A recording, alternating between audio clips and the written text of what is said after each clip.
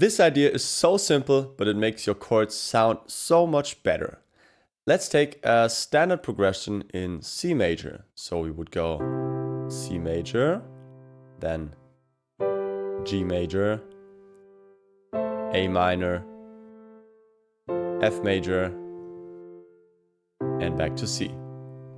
Now, what instead of, jumping between these chords, we find a way to connect them, like this, for example.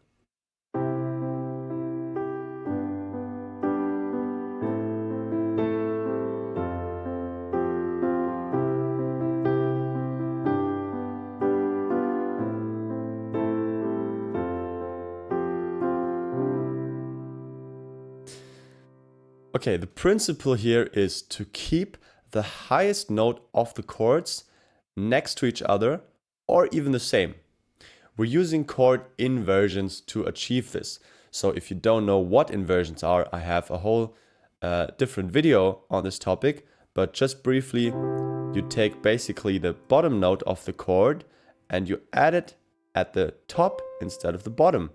So this gives you the first inversion shape, and if you look above at the score, you can see here we have the so-called snowman position. In first inversion, the top note is there's one single note at the top, and in second inversion we have two notes grouped together at the top, and then we arrive back in the snowman position. Let's say we start on C major with our snowman position. And then let's think about the top note. Again, the principle is to keep it next to or similar to the top note of the following chord. Now, our next chord would be G major. The notes for C major are C, E, and G. The notes for G major are G, B, and D. So let's think about this. Which note of G major is closest to the top note of C major? Obviously, it's going to be the G, because it's going to be the same note. So the the bottom two notes, they will have to change. And if we go to G major here and we say this G will be our top note of the G chord, then we have to move those two to the bottom. So let's do this. The D will go down here, and the B will go down here. Now remember what I said earlier. Which inversion is this?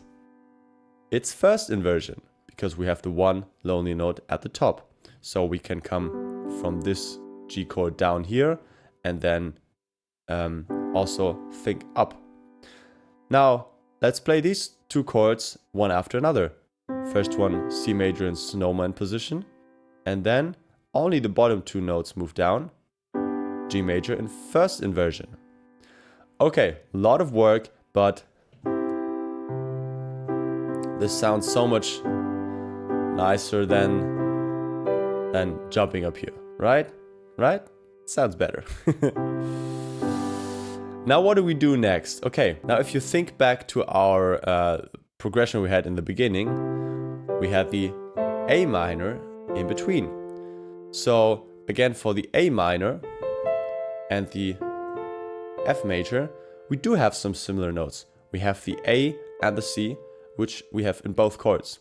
So if we say we go to the F major here, then we can think about the A minor in first inversion, which would look like this.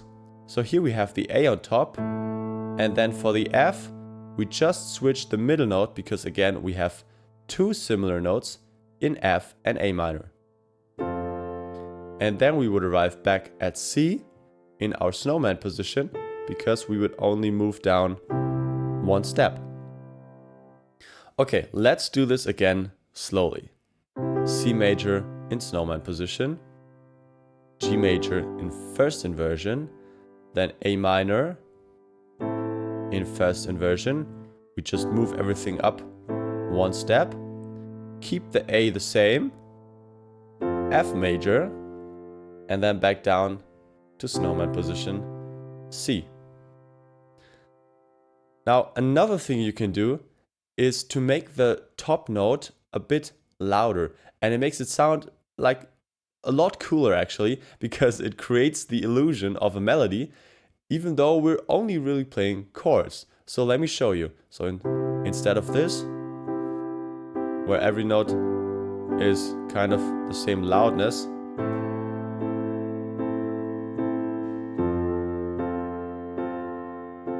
we can emphasize the top note and make it a bit louder, like this.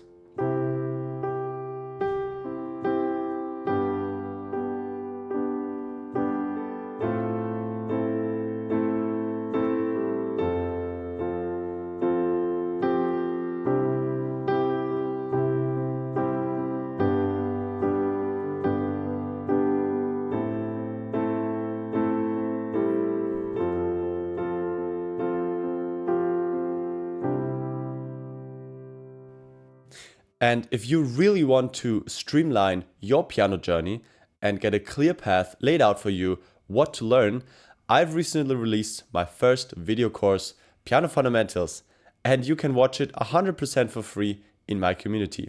Just check out the first link in the description and become a member of the #1 growing piano community.